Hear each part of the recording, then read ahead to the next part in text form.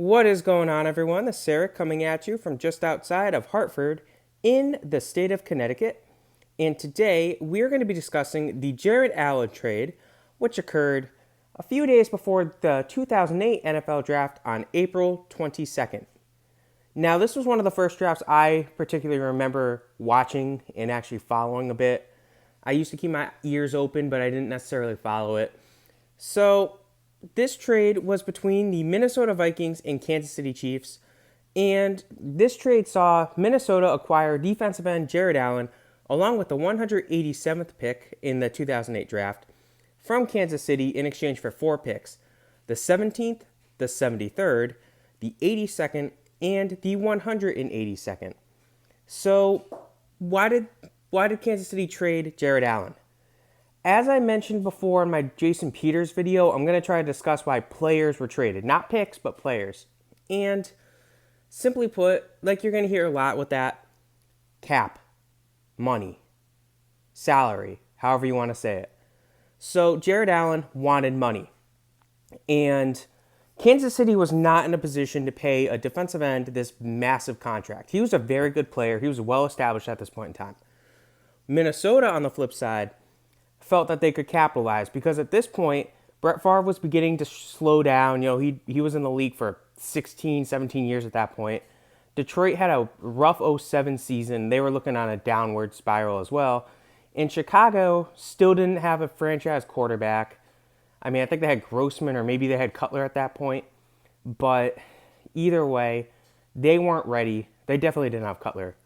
But they were not in position to make a run. So Minnesota felt this was their time to make a run. So they were willing to take Jared Allen and pay him. So immediately after this trade, they would sign Allen to this massive contract.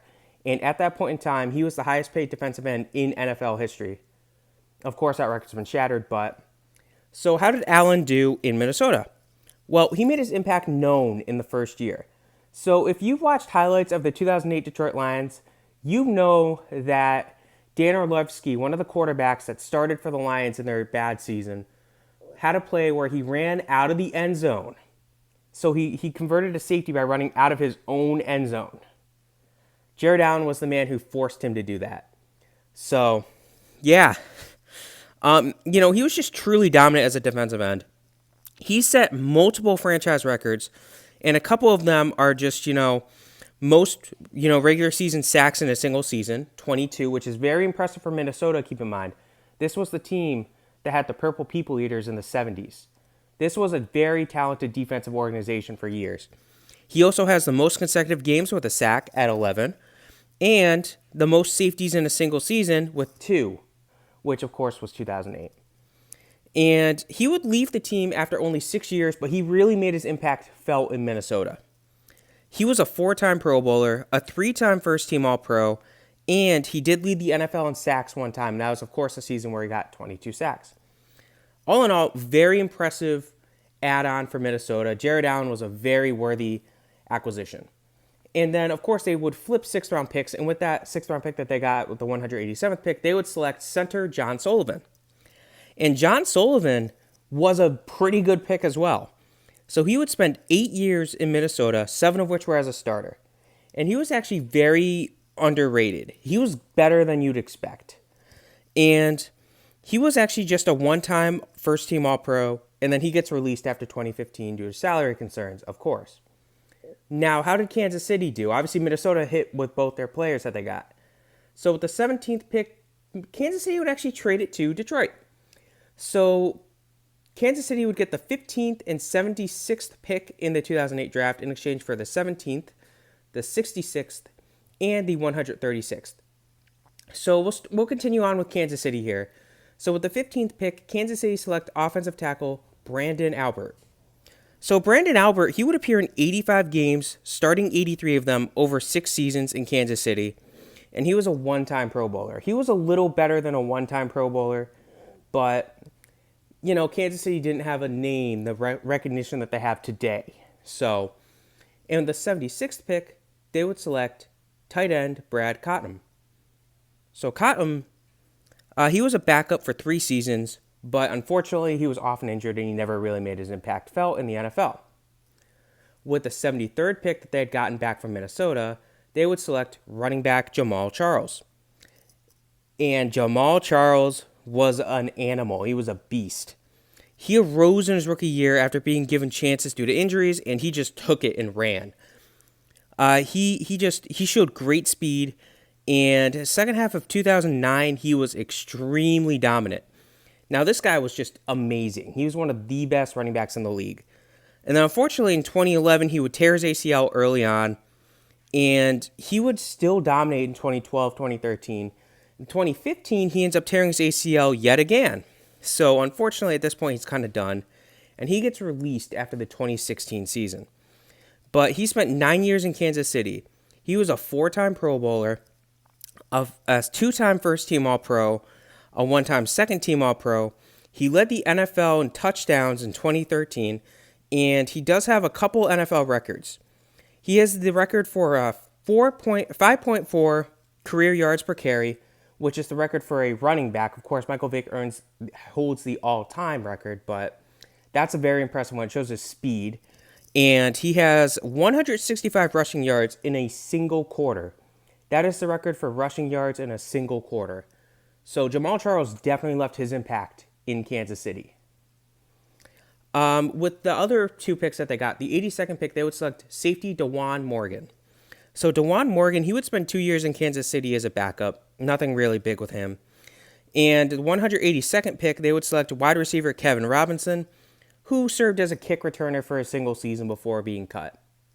So, all in all, comparing these two teams, Minnesota did win. They got a good center for, 8 years and a dominant defensive end for 6.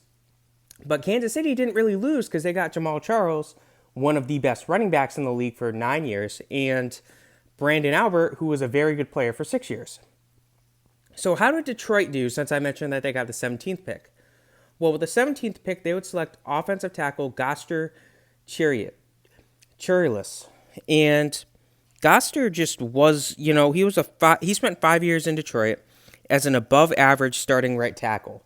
He wasn't elite, but he was a good right tackle. And then he would walk after the 5 years. With the 66th pick, they would actually trade that to Miami. Now, they bundled it with the 176th pick for the 64th pick. And with the 64th pick, they selected running back Kevin Smith. So Kevin Smith, he was a starter as a rookie, but he kind of fell out of favor and cooled off pretty quickly. He would appear in 54 games over 5 seasons before he was cut. So it wasn't horrible, but he wasn't a horrible pick, but he wasn't great. And then their last pick that they got, the 136th pick, they would use on wide receiver Kenneth Moore. And Kenneth Moore, he doesn't even make the team. He doesn't play a single down for Detroit, a regular season down. Now, Miami's the last team involved here. And with the 66th pick, they would select defensive end Kendall Langford. And Langford would appear in every game over 4 years, mostly as a starter. And he wasn't great, but he was decent. He was good enough that he, definitely worthy of a early 3rd round pick. So, and with the 176th pick, they would select running back Jalen Parmel. And Parmel never played for Miami in the NFL again during the regular season.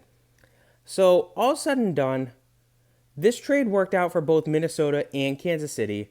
Obviously, Kansas City gets Jamal Charles, like I said, and Brandon Albert. Minnesota got Jared Allen and John Sullivan, both of which were franchise players in the trenches. Detroit didn't do that great. I mean, yeah, Chirilis was a good pickup for them for 5 years. But, of course, when the team struggles, nobody cares on how a right tackle's doing. And Miami got a solid starter for, 4 years as well in Langford. So this is one of the rare trades where everybody really wins. There's no real clear loser. So all said and done, good trade by everybody. This was a Jared Allen trade breakdown. I hope you guys enjoyed this.